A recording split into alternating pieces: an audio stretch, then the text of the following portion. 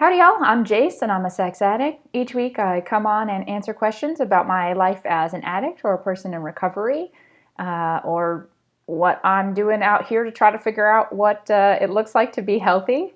And yeah, I got in a great question this week, and it was, it was with regard to, what I call the God stuff, or the higher power. And that I have touched on it in other videos, but haven't actually explained that part of my life or my brain or whatever you want to call it. So, they asked if I could kind of touch on that a little bit more. And I thought, that's fair. Sure. Absolutely. Now I say, and okay, time out. I get it. We're talking spirituality. We're talking people's core principles. I understand this might offend some people. I don't necessarily believe in the things you believe in. You might not believe in the things I believe in. Can we just leave it at that? Like, that's awesome. I don't think there's any right way over any other, and you might, but, I ask that you keep that inside as much as possible and have honor and respect for everybody's own journey. And I'm on one that might be different than yours, but I think that's okay. So let's dig it. Let's get in there. Okay, I say God stuff because I really struggle, or I have really struggled with the word God. That once upon a time, not so long ago, brought up a great deal of anger inside of me. I grew up in not like a radically religious family, but we were brought up in faith. I started out in the Catholic Church and found that to be very confusing, even as a child. Not big fans of questions, not loving all of the questions that were coming from little Jace in that one. Like, how come I have to talk to somebody else to talk to God? Like, why can't I just go to God myself? If we're not supposed to, I'm not getting into it because it's going to upset somebody. But either way, I'm always asked a lot of questions. I've always been very curious. My mom really brought us up to ask questions, to question everything. And so I always got some less than pleasant feedback in that regard. And then we left as a family on my mom's side to go to more of like a non-denominational Christian church. And I was, very active and very connected to that for most of my life, for a really big part of my life. And I put a lot of my beliefs and my understanding of the world behind that. And it helped me through a lot of really difficult times. Having faith really did bring me through a lot, brought me through, with my father's passing and a lot of other things. And as I got a bit older, I started, maybe they weren't changes, but I started noticing some things within the church I was going to. It was getting huge. I mean, it just was growing and growing and growing, which is great. But that meant more politics and more, people in the mix, switching things up. And all of a sudden, this space that it used to be a place of genuine worship where we would sing, we would cheer, we were excited about God. And the pastor always would say something I really liked, and I still really like today, which was, at the end of it, he'd be like, all right, go out there and preach the gospel. And if you absolutely have to, use words. And it's this idea that it's like, just live the life. Let people come to you. Just live the life, right? I really liked that, and I still buy that today. But either way, I was getting to just, maybe it was an age thing or what, but I was starting to notice a lot of incongruency within the church. It had gotten very political, where there was a strong push for members to vote a particular party. I mean, I'm like, that's a huge violation of your authority to tell your congregation to do those things. Like, to me, I was just like, what are you doing? And I was seeing a lot of hypocrisy within the church as well, and within other folks I had come across who were really strong Christians, but were so judgmental. And I'm like, man, I'm kind of confused. I think y'all got it wrong. You're supposed to try to be like Jesus. You're not supposed to be like God. You're not here to judge people. That's not your job. Jesus didn't judge anyone. He loved everybody. That's your job. Love thy neighbor. Your job is to love everyone and judge no one. You're being godlike. That's hypocrisy. That's literally the opposite of what you're supposed to be doing, right? And I was seeing so much of that and just absorbing a lot of that around me that I felt betrayed. I felt I had been lied to and that I had put so much of my heart and my hard times, my most painful times in my life, I put in the hands of this church and this God, and I felt like I had been lied to. And I became very angry at that and at those people. And they're not just in my church, you see them on TV, they're a lot of places. And so, that was a big part of it. And the other thing was it was just right about the time when I was coming into my sexual activity and in an intercourse sense. I had been sexually active in a PG-13 sense before that, which always, I lived most of my life once I even, from doing things like, even just heavy making out or, pornography got in the mix at a relatively young age. And then, things like, genital touching or even oral came in later on in life. And I spent all of that time, years, terrified that I would accidentally die and that I would go to hell. Because that's what happens. You are sexually active outside of marriage, you go to hell, the end. And I'd lived with that even as like a kid, just being terrified of dying and going to hell. And it was these things that I didn't want to be doing necessarily. The sexual acting out as I know it now, I didn't want to be doing it and I couldn't stop. And when I was almost 19, when I had my first sexual partner with intercourse, and then the shame that came from that was so heavy that whatever toe I had in the water still with Christianity was pulled out because of the shame I felt. And I turned away because I didn't want to face that conviction of feeling like I was going to hell and that I was this terrible person because I was sexually active. It actually affected that relationship a lot, the guilt that I felt with that. And again, it wasn't just being sexually active with him, but I was, obsessed with other people. I was having all this sexual intrigue. I was acting out in other ways. Porn and compulsive masturbation were still in play. And I didn't want to be doing those things and I couldn't stop. And yet I was going to go to hell anyway. And I didn't know how to stop. And I hated myself. And the deep shame that I have around sexuality really began in that time and because of the church. So since I felt bad, I felt angry at the church for making me feel bad, which of course that's not the case, but that's what I interpreted it. So that's kind of my history and why when I walked into my first 12-step meeting, I was so against the God word, and they say God or a higher power of your choosing, but all I could hear was God. And I just thought, this is BS. This is just manipulation. You're just trying to get people into churches. And, it's very misleading. And it just, I had a lot of anger there as well. And, of course, and I've told the story about thinking I was going to do recovery without a higher power and attempting that and, finding a whole new, even deeper rock bottom in that space. And so I finally got to a point when I did find, rock bottom again, that deeper level of self-loathing, that deeper level of being out of control of my own actions, that I thought, fine, I'll do the God thing. Only I couldn't do the God thing, right?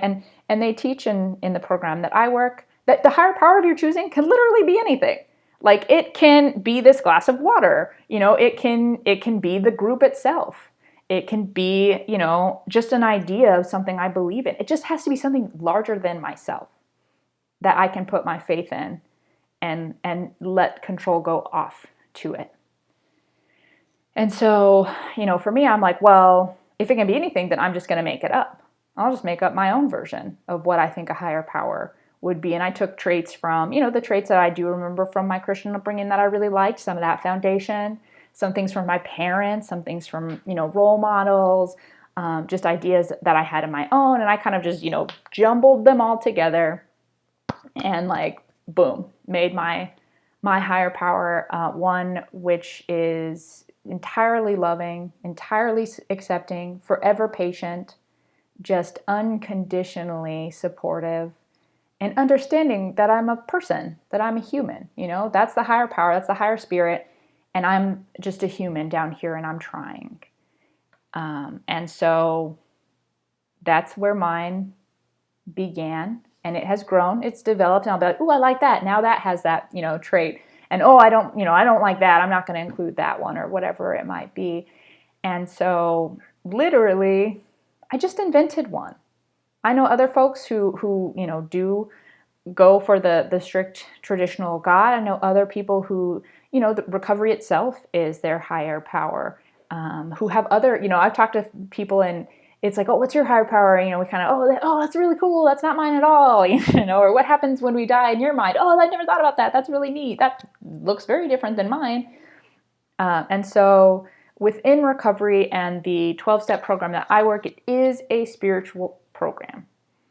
And I found it was impossible for me to do the program and to get to the place of joy and fulfillment that I have now without that higher power. And what I realized shortly after I bought in was, it was a free pass back to kind of being a kid. Like, all right, it's August, so you're thinking like summer vacation, where I don't have to worry about paying the water bill.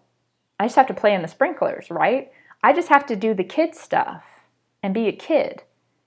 And then the big stuff's taken care of by, a parent in that sense. And I don't have to worry about if I'm going to have something to eat at the end of the day. I just got to be hungry, And so it was this like immense freedom, and just weight dropped. Because I used to think I had to control everything, and not just like me, everything in my life. And that meant anyone in my life, or anyone who came near or around me, I had to control that person as well, which is not a great way to win friends or keep them. I'll tell you that. It's a very disrespectful thing to do. And I was doing it regularly. And of course, I can see now that a lot of that came from, the sphere of vulnerability and being out of control based on some things in my past that made me very afraid of being out of control of myself and my surroundings. But, once I decided, all right, fine, you take it, then I just have to do the groundwork. I just have to do the human stuff. I can't control anything. And that's what I've really took some time to understand. But even at my best effort, I can't control most things. It's that idea, it's like you want to make God laugh, make a plan. And, that just goes into, I don't know what is going to happen tomorrow. I don't know what's going to happen when I, hit send on this video. I have, like, anytime I have a grasp on, like, all right, I got this. Like, I know what's going on. Nope. Opposite. Like, something entirely different will happen. So I've been blessed to have so many blows to my ego, especially recently, that really proved to me that I do not know what's going on. I have no control over it. And that all I can do is focus on my, little micro tasks here on the ground, do the groundwork, do my steps, do my homework, become a better person, become this person of integrity, someone who shows respect to others, who lives an honest life, all of those things. I can do those things. I can, do the little things to work towards my goals and whatnot. And the rest, I got nothing on. And though that used to really freak me out, I have found since doing that, and really genuinely doing that, which began, when I rejoined recovery in a very real sense in February 2015, the things that I would have asked for are so tiny compared to the things I've received. Bigger power, bigger rewards.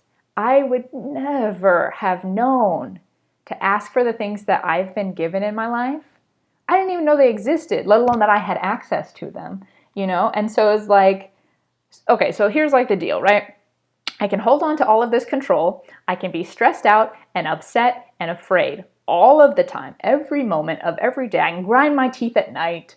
I can do all that and then have really tiny rewards, little baby rewards for all of that stress.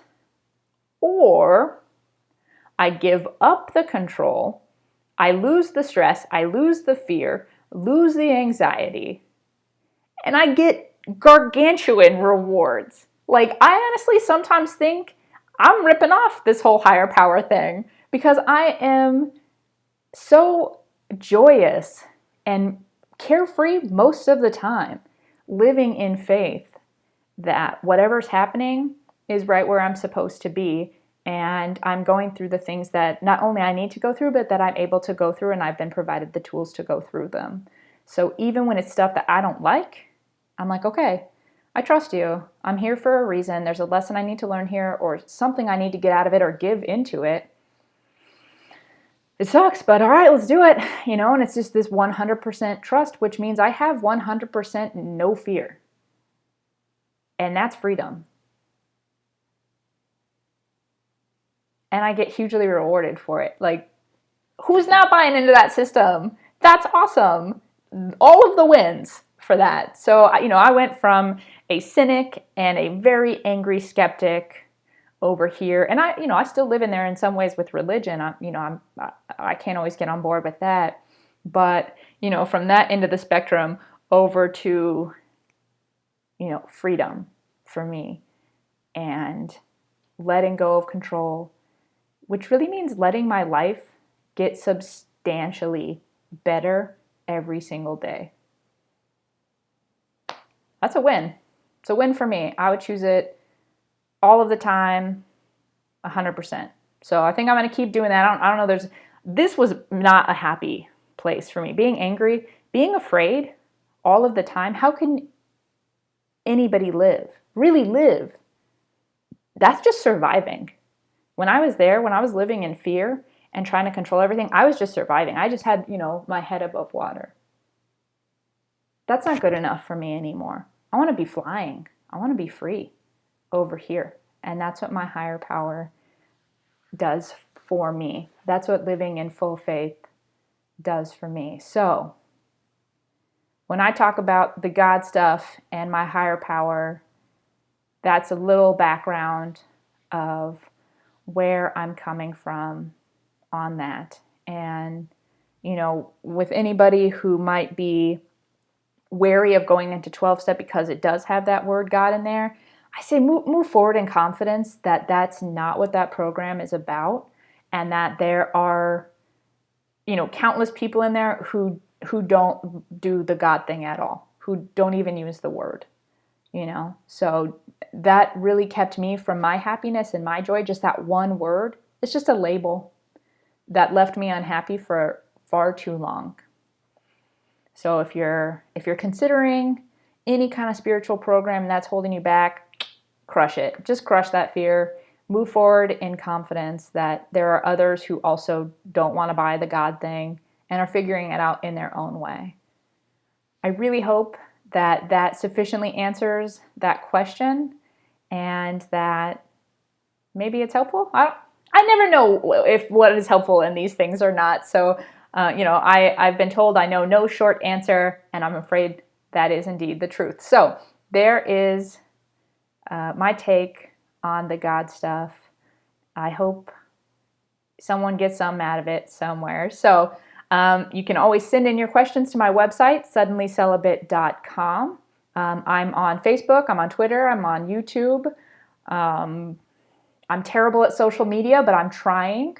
And I won't be in next week, as I will be out in the middle of nowhere doing a meditation course for the first time. So we'll see how that goes. I'll be back in a couple of weeks, which means in the meantime, you will have to stay doubly curious.